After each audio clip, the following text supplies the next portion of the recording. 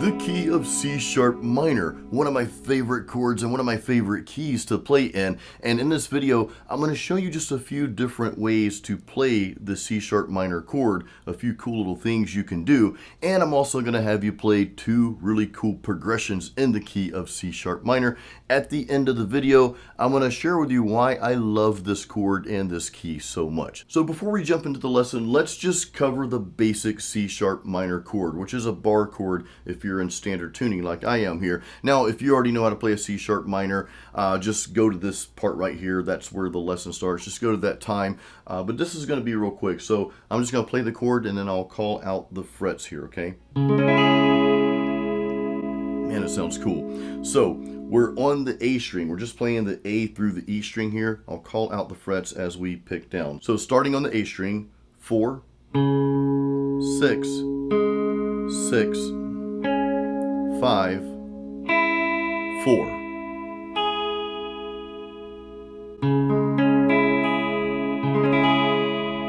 So that's just your basic C sharp minor chord. And again, we played a bar chord with that because we are in standard tuning here. All right, so the first thing I want to show you here is we're going to take that C sharp minor, that same position, okay? And we're just going to add another note by playing another string. We're going to start on the E string. And this is really interesting because now we're going to be playing across all 6 strings here for a C sharp minor. So what we're going to do is, instead of playing the regular way, it's going to sound like this.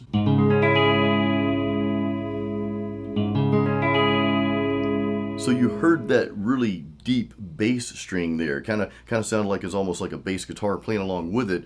And that's because when you're playing a C sharp minor chord, we're starting on that A string, we're not used to hearing a lower note there. What I did though is I'll show you why this works. I actually started with the 5th note of that chord, okay? So think of your C sharp minor.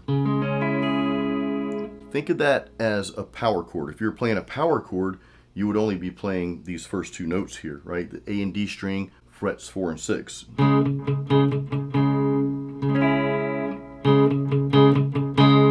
The second note that you're playing there is your 5th note of that chord, okay? So what we did, we just took that 5th note and we started with it. We started with the lower octave of that 5th note, which is your E string 4th fret. We just extend that bar that we're doing with our first finger there over to the 4th fret E string.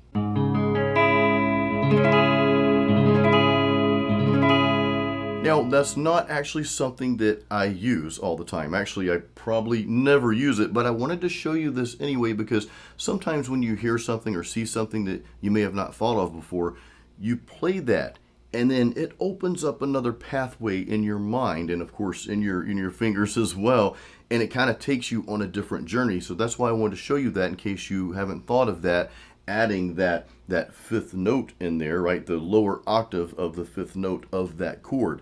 That really gives you that deeper tone. And again, it's something that might trigger something else as you're writing music or writing some riffs and progressions. So hey, take it for what it's worth and hopefully you can come up with something cool with that. All right, the next thing I want to share with you is this little thing right here.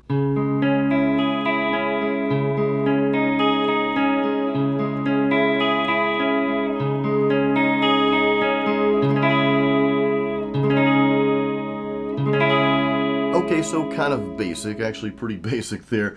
All we're doing is we're just removing that 2nd finger that we have on the 5th fret of the B string. And all we're doing there is we're just going from playing an E, which is that B string 5th fret, that's the E, to a D sharp, okay?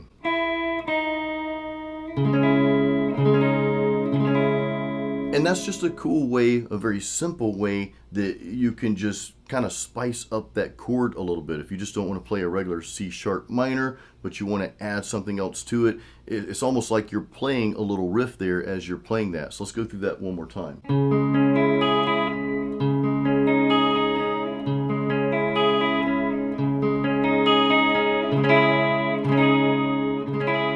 let's extend that. I want to add something to it, and this is kind of where we go from playing kind of a chord to like a riff, almost a lick type thing. So listen to this.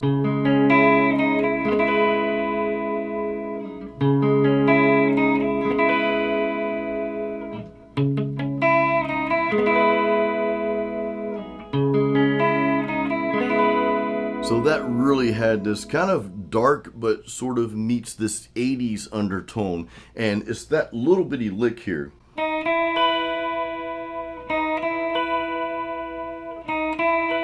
That lick is in so many 80s songs. In fact, if you want to post some of the 80s songs that you've heard this lick in, please post those in the comments. Now, the two songs that come to mind for me is Fleetwood Mac's Seven Wonders. They've kind of got like a similar little lick in there. And of course, Robert Tepper's No Easy Way Out, which was made famous by the movie Rocky IV. So that same little riff, that same little lick is in those songs, and probably like 10 or 20 other 80s songs.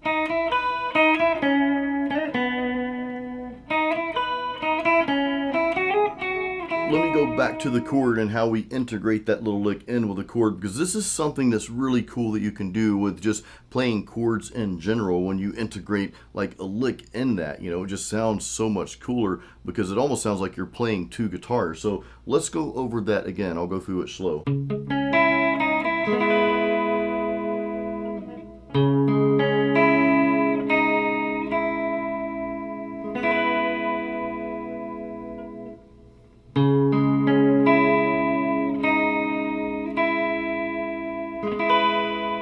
So what I'm doing is what we did before, where we're just kind of taking that middle finger off of that 5th fret on the B string, okay? And after that, we're taking it off, and then we're coming back down, but then we're gonna move, and I've got my pinky finger here, you can see my hands, I've got my pinky finger on the 6th fret of that G string. So once I do the movement with that middle finger, right? We're on 5, then go 4, then back to 5 on the B string. I then move my pinky finger from the 6th fret G string, and I just place it on the 7th fret E string. So it's kind of a little stretch when you do that, so you might have to practice that. And what I would recommend doing is just practice this lick first.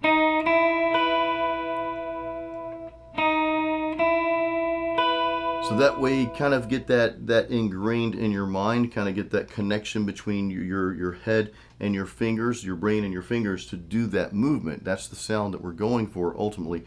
But then we integrate it again in with the chord. So I'll go through this slow one more time, because this is a cool like chord slash riff slash lead lick almost.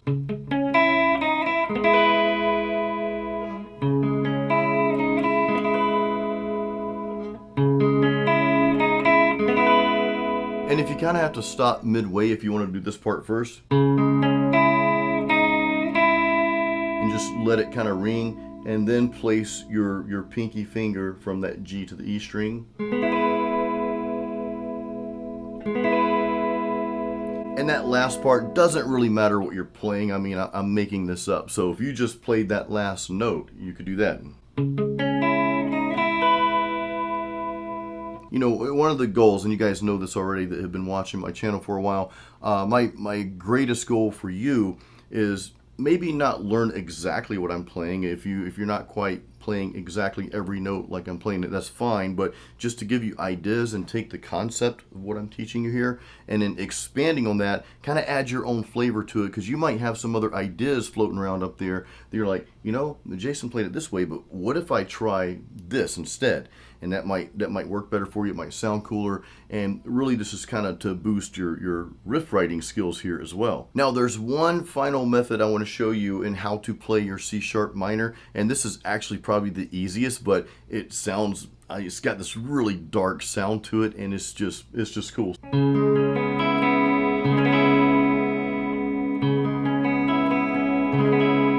All we're doing here, this is real easy, it's almost like playing a power chord, but we're leaving those last few strings open. So I'm still starting out just like a regular C sharp minor here. We're on that A string, 4th fret, then 6 and 6, but then the last two strings, the B and E, are open, so it's like this.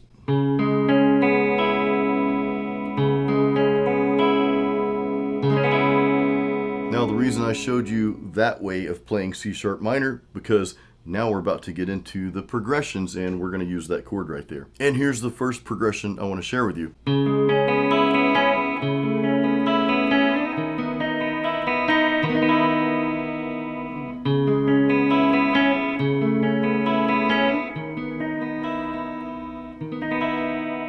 So what we're doing here is we're starting out with that really cool open C sharp minor chord that I just showed you, and then all we're doing after that, we're going to just shift our fingers, those last two fingers, around just a little bit. And the cool thing is this whole progression, those B and E strings, those remain open the whole time. So up here, that kind of makes it a little easier, right? So we're on frets again, 4, 6, 6, okay? What we're going to do next is we're going to play this. Those are frets 4, 7, and 6. Then again, 0, 0. The last two strings are open, so listen to this. Now technically that kind of falls in line with playing an A, so if I were to go from the C sharp to an A, that would fit what we're doing here. So you could actually have the bass guitar as you're playing this chord here. So an easy way to do this, okay, just place your fingers in that C sharp minor position, leaving those last two strings open, just like that. So starting with the A string, we're on frets 4, 6, 6. What I'm going to have you do is just switch these two fingers around, your ring finger and your pinky finger. You're going to switch them around, but when you switch them, your ring finger is going to go exactly where your pinky finger is now, right? And that's going to allow you to move your pinky finger to that D string 7th fret. So what I want you to practice is this, okay? 4, 6, 6, right? Then switch your fingers, 4, 7, 6, okay?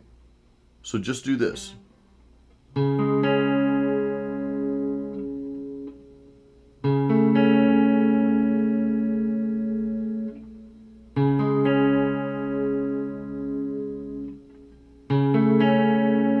What I do after that, and of course you'll play those last two strings as well, open.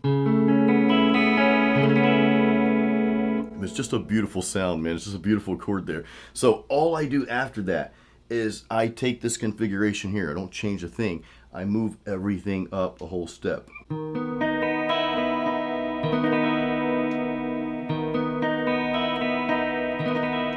And again, going back to if you were to play the progression without playing those types of chords, it would be something like this.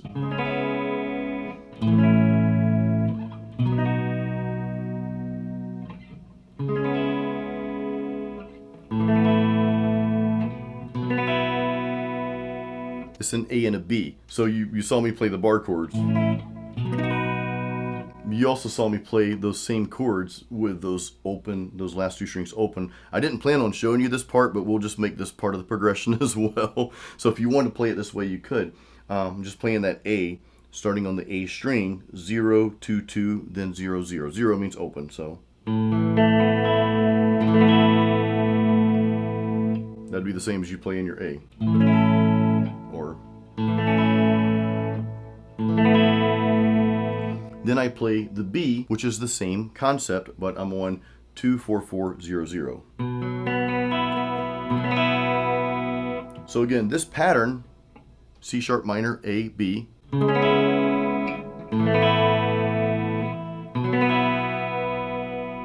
We're just playing this instead.